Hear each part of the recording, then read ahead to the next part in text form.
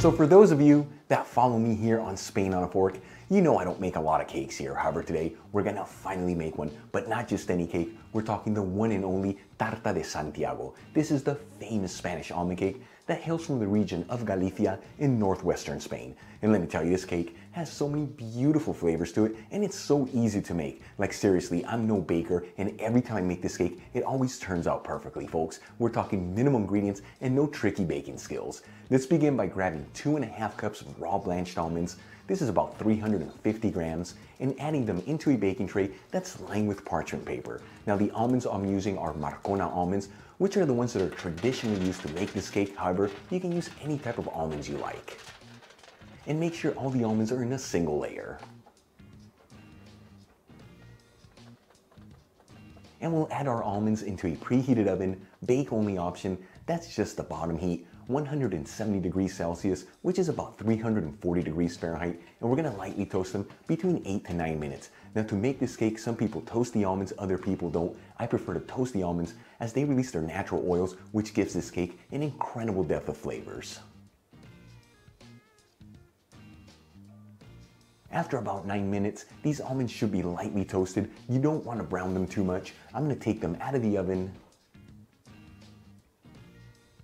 and let them sit at room temperature just for a couple minutes. That way they can slightly cool off.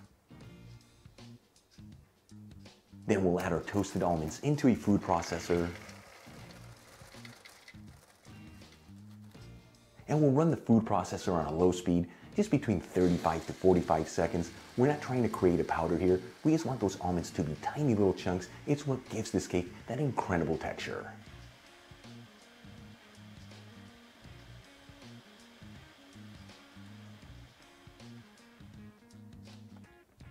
And that's the exact texture you want from your almonds. As you can see, it's not a powder, just little chunks of almonds. For the next step of the recipe, I'm going to add in 1¼ cups of granulated sugar into a large bowl. This is 250 grams. We'll make a well in the middle. Crack in 5 large cage-free organic eggs into the bowl.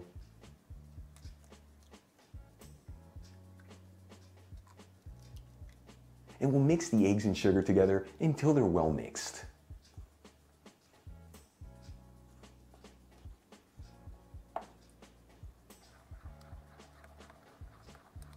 Then we'll add in 1 teaspoon of cinnamon powder. This is 2.64 grams. And we'll finally grate a lemon to end up with some lemon zest. I'm going to add in 1 teaspoon, which is about 2 grams. And once again, we'll give this a quick mix. That way all these ingredients are evenly mixed together.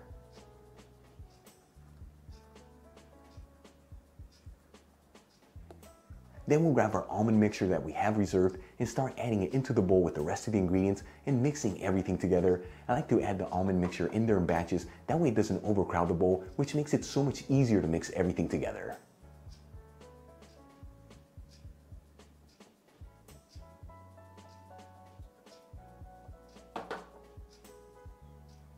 Once all the almond mixture has been added into the bowl and all the ingredients are evenly mixed together, I'm going to grab a round baking pan.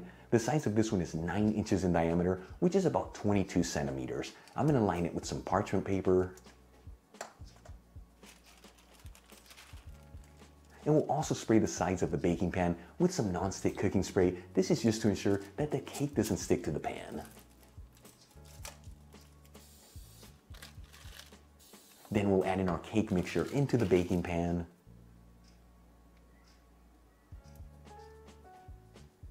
And make sure you scrape up anything that's left over in the bowl. And we'll give the cake pan a couple taps on the counter. This is to help get rid of any of the air bubbles. By doing this, it's going to bring the air bubbles up to the surface, and also it's going to help level out the cake on top. And we'll add our baking pan into the preheated oven. Once again, bake only option. That's just the bottom heat, 170 degrees Celsius, which is about 340 degrees Fahrenheit.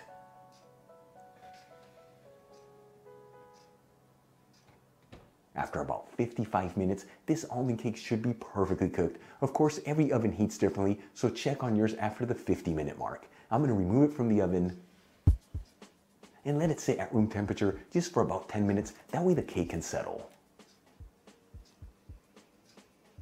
Once the cake has slightly cooled off, I'm going to remove it from the baking pan and transfer it into a serving dish. And for the final step of the recipe, let's decorate our cake. I have a paper cutout here of the cross of St. James. This is very traditional when you're making this cake. You'll find a PDF that you can print to cut out this cross in the description box below. I'm going to add in some powdered sugar into a sieve and sprinkle it all over the cake.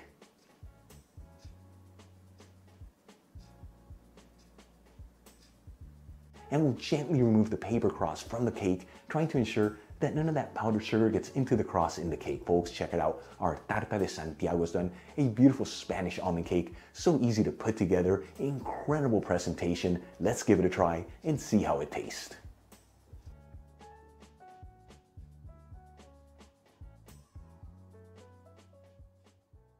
All right, here we go.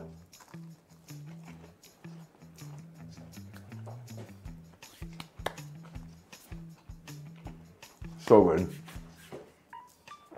Perfect balance of goodness between all these simple ingredients, the almonds, the sugar, and the eggs. It's the perfect goodness in there, and the almonds just really shine through. So much almond flavor. But the best part about this cake is that it's naturally gluten-free. We didn't add any flour on there, so it doesn't feel too heavy. Folks, you saw this. One of Spain's most classic cakes, Tarta de Santiago. Make it at home. You're gonna absolutely love it. Really quick before I go, a shout out to a couple of my patrons, Robert Manahan and Tamron Johnson. Again, guys, thank you so much for being patrons of Spain on a Fork. You know how much I appreciate you.